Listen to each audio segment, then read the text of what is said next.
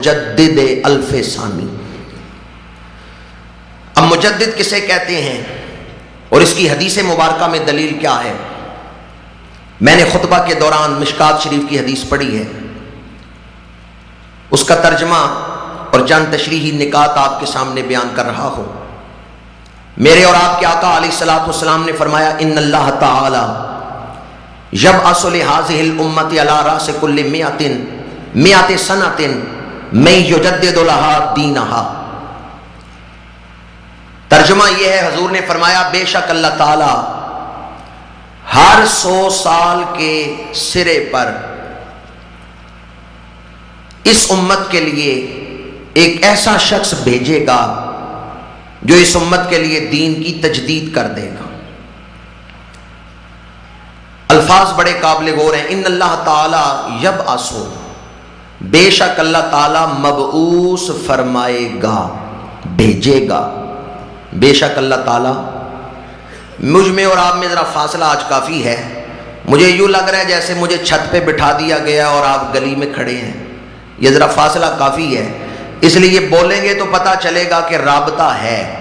یہ بیان جو ہے اس کا مقصد یہ ہے کہ میرا اور آپ کا ذہن ایک طرف جا رہا ہو، یہ مقصد ہے بیان کا۔ اگر میرا اور آپ کا ذہن ایک طرف نہیں جا رہا، میں ملتان جا رہا ہوں، آپ لاہور جا رہے ہیں، تو پھر گویا بیان کا مقصد ہی ختم ہو جاتا ہے۔ ان اللہ تعالی یبعث، بے شک اللہ تعالی بھیجتا ہے، بے شک اللہ تعالی، بے شک اللہ تعالی۔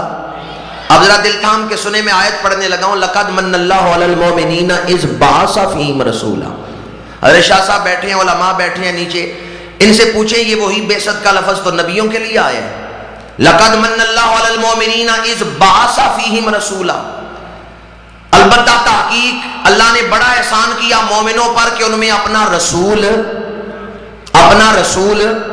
وہی بعثہ کا لفظ، بس فرق یہ ہے وہاں ماضی کا سیغہ، یہاں مضارعہ کا سیغہ ہے، ورنہ مصدر تو وہی ہے۔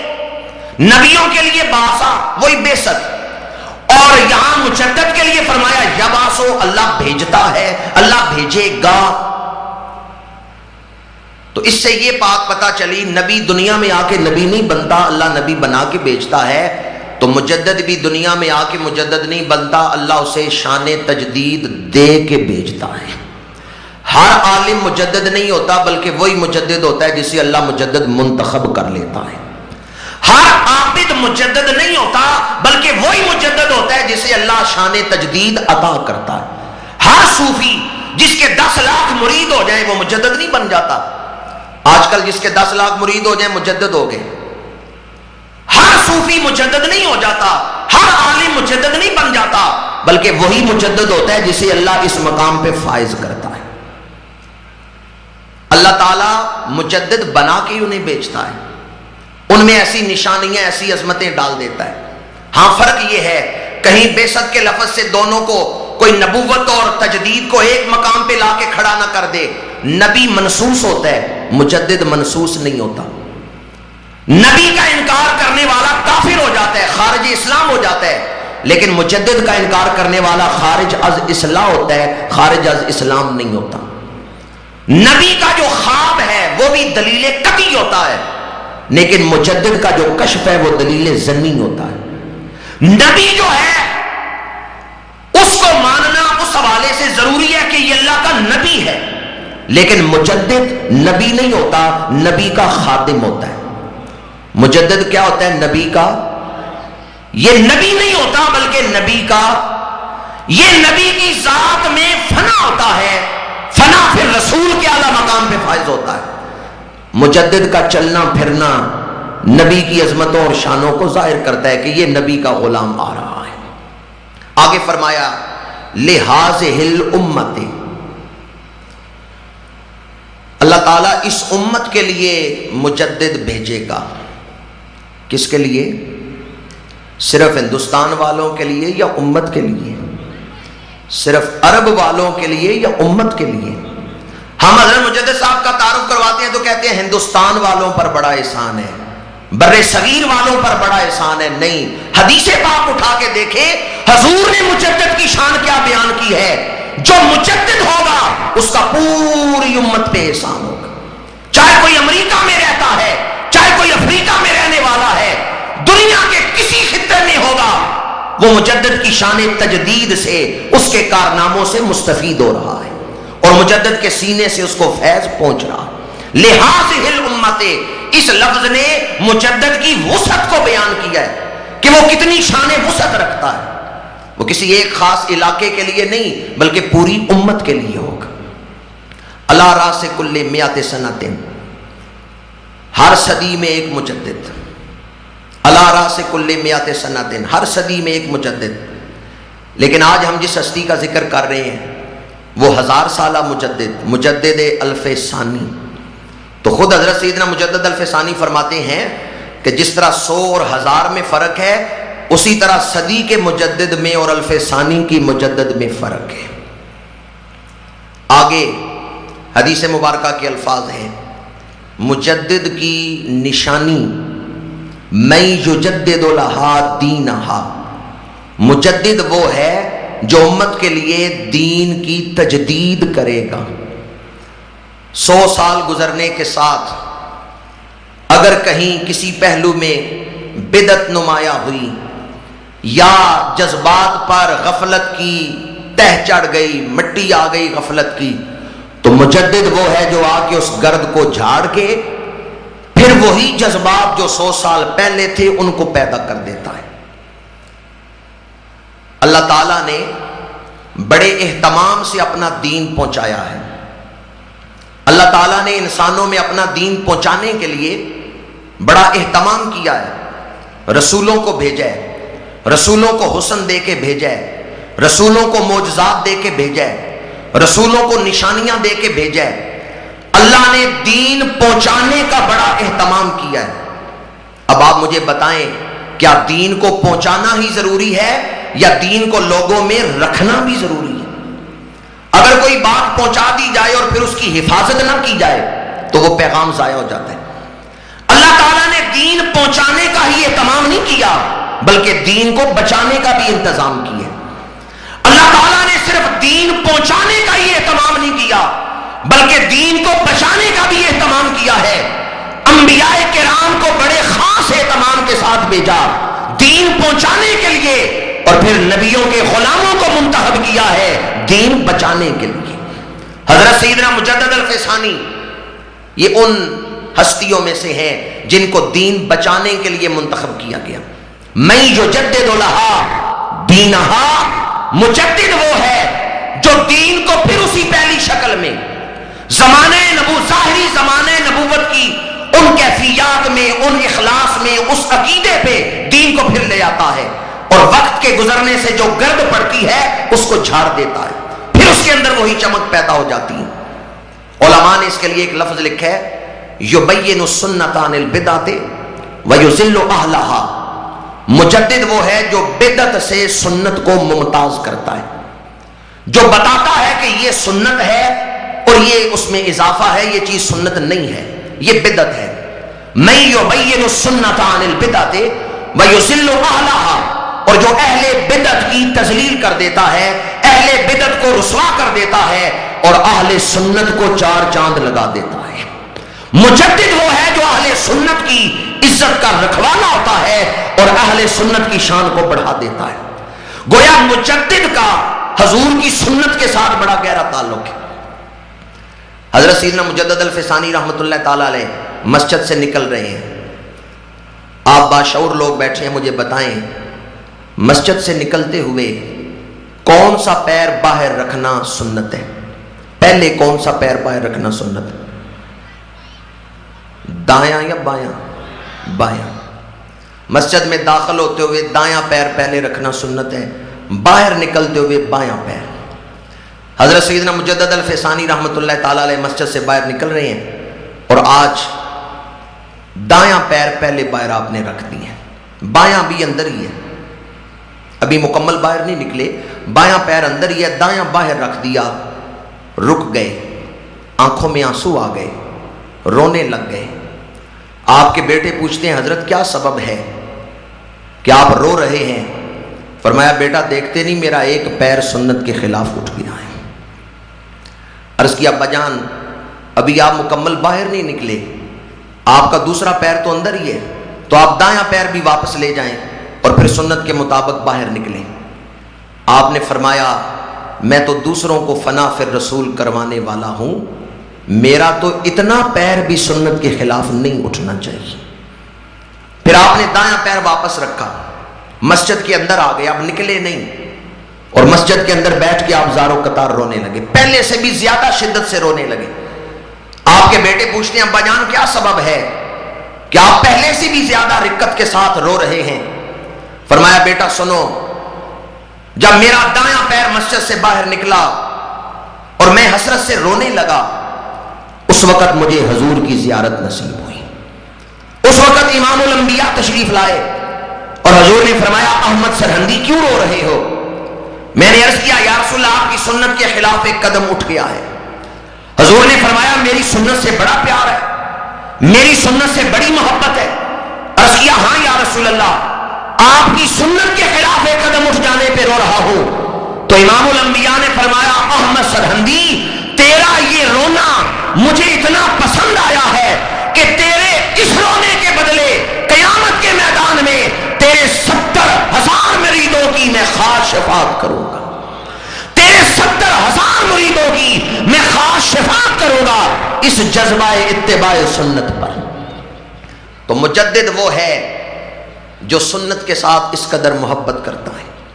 حضرت سیدنا مجدد الفسانی قدس سرہ العزیز نے جملہ پہلوؤں میں، عقائد میں، سنن میں اور طریقت میں، تمام معاملات میں تجدید کی ہے، اور جو گرد و غبار عقائد میں یا اعمال میں غفلت کے تھے انہیں آپ نے اپنے تجدیدی کارناموں سے دور کر دیا ہے۔ آئیں دیکھیں کون سے حالات تھے جن میں آپ کے تجدیدی کارنامے ملت کی ہچکولے کھاتی ہوئی کشتی کو بچانے میں کامیاب ہوئے ہیں۔ اکبر بادشاہ دین الہی کو ایجاد کرتا ہے۔ ملا مبارک نے اکبر کے لیے ایک تحریر لکھی جس میں اکبر کو مطلقاً مجتہد مان لیا تھا۔ علماء بیٹھے ان کو پتا ہے مجتہد کسے کہتے ہیں۔ ملا مبارک نے ایک تحریر لکھی تھی کہ مجتہد سے زیادہ شان ہے عادل حکمران کی، جو عادل حکمران ہے وہ مجتہد سے زیادہ شان رکھتے ہیں۔ اور پھر ملا مبارک نے لکھا کہ جلال الدین اکبر جو ہے یہ عادل حکمران ہے، لہذا مجتہد سے زیادہ شان ہے۔ جب بھی ہمارے اندر اختلاف ہوگا علماء میں، شیعہ سنی لڑیں گے، دیگر عقائد میں اختلاف ہوگا، فیصلہ اکبر بادشاہ کرے گا، اور جو فیصلہ یہ کرے گا وہی فیصلہ نافذ ہوگا، چونکہ یہ علل اطلاق مجتہد ہے، یہ مجتہد سے بھی اعلیٰ شان رکھتا ہے۔ یہ تحریر لکھ کے اس نے اکبر بادشاہ کو سنائی، اکبر خوش ہوا، اپنے سرکاری اثر و رسوخ سے اس نے علماء سے دستخط بھی کروا لیے۔ اب اکبر بادشاہ علل اطلاق مجتہد بن گیا۔ علماء جانتے ہیں مجتہد کے لیے کتنے علوم ضروری ہیں، کیا کیا شرائط ہیں، اکبر میں تو وہ پائی نہیں جاتی، صرف بادشاہ ہونے کی وجہ سے علل اطلاق اسے مجتہد مان لیا گیا۔ ہندو عورت سے مسلمان نکاح نہیں کر سکتا جب تک کہ اسے مسلمان نہ کرے، لیکن اکبر نے کئی ہندو عورتوں کو اپنی رانیاں بنایا ہے اور ان کو مسلمان نہیں کیا۔ یہ بھی اکبر کا اجتہاد تھا۔ میاں بیوی کا وجود ملے تو غسل فرض ہوتا ہے، عمل زوجیت سے غسل فرض ہوتا ہے۔ اکبر نے کہا غسل جنابت منسوخ، مرد پہ عورت پہ غسل فرض ہو وہ مسجد میں آ سکتے ہیں، غسل جنابت کو اکبر نے منسوخ کر دیا۔ کتا پاک ہے یا ناپاک ہے؟ جو نہیں بولے ان کے نزدیک کتا پاک ہے یا ناپاک ہے؟ ماشاءاللہ بچوں کو زیادہ پتہ ہے۔ کتا، اکبر نے کہا کتا پاک ہے، اور اس نے ایک جگہ کہا ہے، مختلف مورخین نے لکھا ہے، اکبر کہتا ہے میں صبح عبادت شروع کرتا ہوں تو کتے کی زیارت سے شروع کرتا ہوں، پہلی میں جو عبادت کرتا ہوں وہ یہ کہ میں کتے کی زیارت کرتا ہوں۔ ہندو چونکہ جانوروں کے تقدس کے بھی قائل ہیں اور کئی جگہ تو جانوروں کی عبادت کرتے ہیں، اس لیے اکبر نے ان کو خوش کرنے کے لیے ایسے جملے بولے ہیں۔ اس نے کہا کتا پاک ہے، میں اپنی صبح کی عبادت شروع کرتا ہوں کتے کی زیارت سے۔ گائے اسلام میں حلال ہے، لیکن گائے کو ذبح کرنا جرم قرار دے دیا گیا۔ مفتی صدر الدین بیٹھا ہوا ہے دربار میں، اکبر نے اس کی داڑھی کو پکڑ کے کہا یہ کیا بال رکھے ہوئے ہیں، کیا میری رضا کے لیے، میری خوشی کے لیے یہ داڑھی نہیں منڈوا سکتے؟ دوسرے دن مفتی صدر الدین آیا تو داڑھی منڈوا کے آئے۔ دین الہی کو ماننے کے لیے داڑھی منڈوانا بھی ضروری تھا۔ کتنے علماء کی داڑیاں منڈوا دی ہیں اکبر نے، کتنے علماء کی داڑیاں کٹوا دی ہیں اکبر نے، اس لیے کہ سب کے ساتھ صلح کلی کا پیغام دیا جائے۔ اب آپ مجھے بتائیں، حالات اسی ڈگر پہ چلتے رہتے، مسجدیں گرا کے مندر بنائے جا رہے ہیں، شراب، سود، خنزیر ان کو حلال سمجھا گیا ہے، غسل جنابت کو منسوخ کر دیا گیا ہے، داڑیاں منڈوائی جا رہی ہیں، کتے کو پاک قرار دے دیا گیا ہے، اور اکبر کو علل اطلاق مجتہد مان لیا گیا ہے۔ حالات اسی ڈگر پہ چلتے رہتے تو نتیجہ کیا نکلتا؟ کیا مدرسے ویران نہ ہو جاتے؟ کیا مسجدیں اجڑ نہ جاتی؟ اسی بات کو شاعر مشرق اقبال نے لکھا ہے، وہ ہند میں سرمایہ ملت کا نگہباں اللہ نے بر وقت کیا جس کو خبردار۔ جب سرمایہ ملت لٹنے لگا ہے، حضرت داتا صاحب، حضرت خواجہ خواجگان اور دیگر سلف صالحین کی محنتیں ضائع ہونے لگی ہیں، تو اللہ تعالیٰ نے اس وقت سرہند سے حضرت شیخ مجدد الفسانی کو منتخب کیا ہے، اور ایک مرد درویش نے اٹھ کے تختہ حکومت کو الٹ دیا ہے۔ یہ بات یاد رکھیں، فتنہ جتنا بڑا ہوگا مجدد کو بھی اتنی بڑی شان دے کے بھیجا جائے گا۔ فتنہ ایک محلے میں ہو، عام گھر سے اٹھے، 10-15 آدمی متاثر ہوں تو عام مبلغ بھی اس فتنے کو ختم کر سکتا ہے، لیکن فتنہ بادشاہ کے گھر سے اٹھے تو ختم کرنے کے لیے بھی ولایت کے بادشاہ کی ضرورت ہے۔ آپ نہیں سمجھے میں نے کیا کہا ہے، یا سمجھے ہیں تو پھر مجدد صاحب کی شان سن کے خوش نہیں ہوئے۔ فتنہ عام گھر سے اٹھے، 10-12 آدمی متاثر ہوں، عام مبلغ بھی اس فتنے کو ختم کر سکتا ہے، لیکن فتنہ بادشاہ کے گھر سے اٹھے تو اسے ختم کرنے کے لیے بھی کس کی ضرورت ہے؟ کس کی ضرورت ہے؟ اسے ختم کرنے کے لیے بھی ولایت کے بادشاہ کی ضرورت ہے۔ فتنہ شاہ ہند کے گھر سے اٹھے تو اسے ختم کرنے کے لیے بھی شیخ سر ہند کی ضرورت ہے۔ یہ جو سرہند کا لفظ ہے اصل میں ہے سر ہند، ہند کا تاج۔ فتنہ شاہ ہند کے گھر سے اٹھے تو اسے ختم کرنے کے لیے بھی شیخ سر ہند کی ضرورت ہے۔ فتنہ اکبر کے گھر سے اٹھے تو اسے ختم کرنے کے لیے بھی شیخ احمد سرہندی مجدد الفسانی کی ضرورت ہے۔ فتنہ جتنی قوت رکھتا ہوگا اسے ختم کرنے کے لیے مجدد کو بھی اتنی بڑی قوت دے کے بھیجا جائے گا۔